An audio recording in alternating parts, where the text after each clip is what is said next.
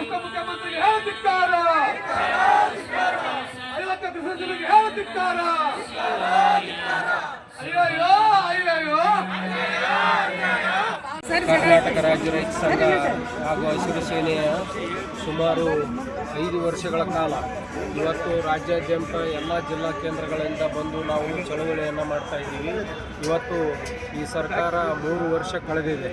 ಇವತ್ತಿಗೂ ಕೂಡ ರೈತರಿಗಾಗಲಿ, ನೀರಾವರಿ ಯೋಜನೆಗಳಿಗಾಗಲಿ, ಕೃಷಿಗಾಗಿ ಒಂದು ನಯಾ ಪೈಸೆ ಕೂಡ ಬಿಡುಗಡೆ ಮಾಡ್ತಾ ಇಲ್ಲ. ತಮಗೆ ಬೇಕಾದಂಥ ಟಾವೆಲ್ ಹಾಕ್ಕೊಂಡು ಚೇಲಗಳನ್ನ ಕರ್ಕೊಂಡು ವಿಧಾನಸೌಧದಲ್ಲಿ ಮೀಟಿಂಗ್ ಮಾಡಿ ಮುಗಿಸ್ತಾ ಇದ್ದಾರೆ ಮುಖ್ಯಮಂತ್ರಿಗಳು. ನಿಜವಾಗಲೂ ರೈತರ ಭಾಗದ ಏನಿದು ಇವತ್ತು ಚಾಮರಾಜನಗರದ ಹುಲಿಗಳ ನಾಡಿಗೆ ಬರ್ತಕ್ಕಂಥದ್ದು ಇರ್ಬೋದು, ಕೃಷ್ಣಾ ನದಿ ಆಲಿಮಟ್ಟಿ ಡ್ಯಾಮ್ ಎತ್ತರ ಮಾಡ್ತಕ್ಕಂಥದ್ದು ಇರ್ಬೋದು, ತುಂಗಭದ್ರಾ ಕ್ರಸ್ಟ್ ಗೇಟ್ಗಳು ಕೂಡ ಇವತ್ತಿಗೂ ಒಂದೇ ಕ್ರಸ್ಟ್ ಗೇಟ್ ಮಾತ್ರ ಕುಂತಿದೆ ಇವತ್ತಿಗೂ. ಅದರ ಕಡ್ಡಿಗೆ ಒಳ್ಳೆ ಕೂಡ ಉಪಮುಖ್ಯಮಂತ್ರಿಗಳು ಮತ್ತು ಜಲಸಂಪನ್ಮೂಲ ಸಚಿವರಾದಂಥ DK ಶಿವಕುಮಾರ್ ಒಂದು ದಿನವೂ ಕೂಡ ವಿಸಿಟ್ ಮಾಡ್ತಾ ಇಲ್ಲ. ಸಂಪೂರ್ಣ ಸರ್ಕಾರ ನಿದ್ರಾವಸ್ಥೆ ಸ್ಥಿತಿಗೆ ಹೋಗಿಬಿಟ್ಟಿದೆ.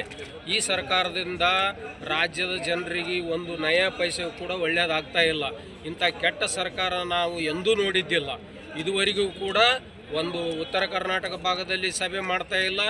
ಅದೇ ಮಲ್ಲಿಕಾರ್ಜುನ್ ಖರ್ಗೆ ಅವ್ರ ಮಗ ಹೇಳ್ತಿದಾರೆ, ಅವರು ಗುಲ್ಬರ್ಗ ಜಿಲ್ಲೆಯಲ್ಲಿ 0% ಏನಪ್ಪ ಅಂತಂದ್ರೆ ಇವತ್ತು ಫಲಿತಾಂಶಗಳು ಬರಕತ್ತಿದೆ. ಸುಮಾರು 49,000 ಶಿಕ್ಷಕರನ್ನು ನೇಮಕಾತಿ ಮಾಡ್ತಾ ಇಲ್ಲ. ಒಬ್ಬ ಶಾಲೆಗೆ ಒಬ್ಬೇ ಶಿಕ್ಷಕರಿದ್ದಾರೆ. ಸುಮಾರು 100 ಜನ ವಿದ್ಯಾರ್ಥಿಗಳು ಒಂದು ಕ್ಲಾಸಿಗಿದ್ದಾರೆ.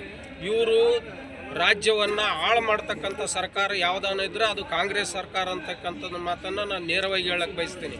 ಇವತ್ತು ನೀವು ಕಬ್ಬು ಬೆಳೆಗಾರರಿಗೆ ಮೋಸ ಮಾಡಿ 3,500 ಕೊಡಬೇಕಾದಂಥದ್ದು ದರವನ್ನು ಬರೀ 3,300 ರೂಪಾಯಿ ಅಂತೇಳಿ ಇವತ್ತು ಅದು ಕೂಡ 50 ರೂಪಾಯಿ ಕೂಡ ಬಿಡುಗಡೆ ಮಾಡ್ತಾ ಇಲ್ಲ ಈ ಸರ್ಕಾರ. ಅದಕ್ಕೆ ನಾನು ನೀರಾವರಿ ಮಂತ್ರಿಗೆ ಹೇಳ್ತೀನಿ, ನಿಮ್ಮ ಕೈಲಾಗಿದ್ದರೆ ಆ ಜಲಸಂಪನ್ಮೂಲ ಖಾತೆಯನ್ನು ನಿರ್ವಹಿಸಿ. ಇಲ್ಲ ಅಂತಂದರೆ ಬೆಂಗಳೂರಿಗೆ ಸೀಮಿತ ಏನಾಗಿದ್ದೀರಿ ಅದಕ್ಕೆ ರಾಜೀನಾಮೆ ಕೊಡ್ರಿ. ಕೊಟ್ಟು ಬೆಂಗಳೂರನ್ನು ಮಾತ್ರ ನೀವು ನೋಡಿಕೊಳ್ಬೇಕು.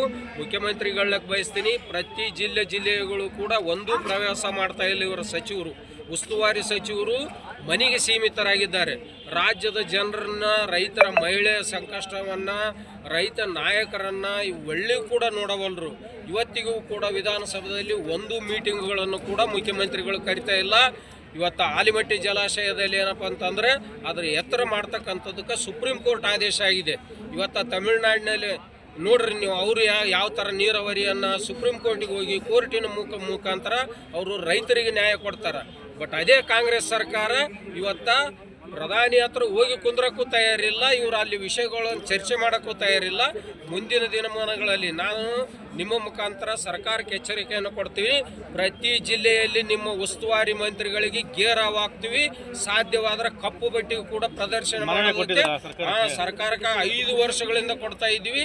ಈ ಸರ್ಕಾರ ಬಂದು 3 ವರ್ಷ ಕೂಡ ಸತತವಾಗಿ ಫ್ರೀಡಂ ಪಾರ್ಕಿನಲ್ಲಿ ನಾನು ಕೊಡ್ತಾ ಇದ್ದೀನಿ. ಯಾವುದಕ್ಕೂ ಕೂಡ ಮುಖ್ಯಮಂತ್ರಿಗಳ ಸ್ಪಂದನೆ ಮಾಡವಲ್ರು. ನೀರಾವರಿ ಮಂತ್ರಿ ಇದ್ದನೂ ಇಲ್ದಂಗ ಆಯಪ್ಪ. ನೀರಾವರಿಗೆ ನೀರು ಕೊಡ್ತಾ ಇಲ್ಲ.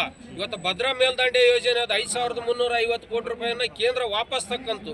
ಇದುವರೆಗೂ ಕೂಡ ಮುಖ್ಯಮಂತ್ರಿಗಳು ಕಣ್ಮುಚ್ಚಿ ಕುಂತಾರ. ನೀರಾವರಿ ಮಂತ್ರಿಗಳು ಕೂಡ ಒಂದು ಹೈಕೋರ್ಟಿಗೆ ಹೋಗಲಿಲ್ಲ, ಸುಪ್ರೀಂ ಕೋರ್ಟಿಗೆ ಹೋಗಲಿಲ್ಲ. ರೈತರಿಗೆ ನ್ಯಾಯ ಕೊಡಿಸ್ತಕ್ಕಂಥ ಕೆಲಸ ಈ ಸರ್ಕಾರ ಮಾಡ್ತಾ ಇಲ್ಲ. ಮುಂದಿನ ದಿನಮಾನಗಳಲ್ಲಿ ಉಗ್ರವಾದ ಚಳವಳಿಯನ್ನು ತಗೊಳ್ತದೆ ಅಂತೇಳಿ ತಮ್ಮ ಮೂಲಕ ನಾನು ಸರ್ಕಾರಕ್ಕೆ ಹೇಳಕ್ಕೆ ಬಯಸ್ತೀನಿ.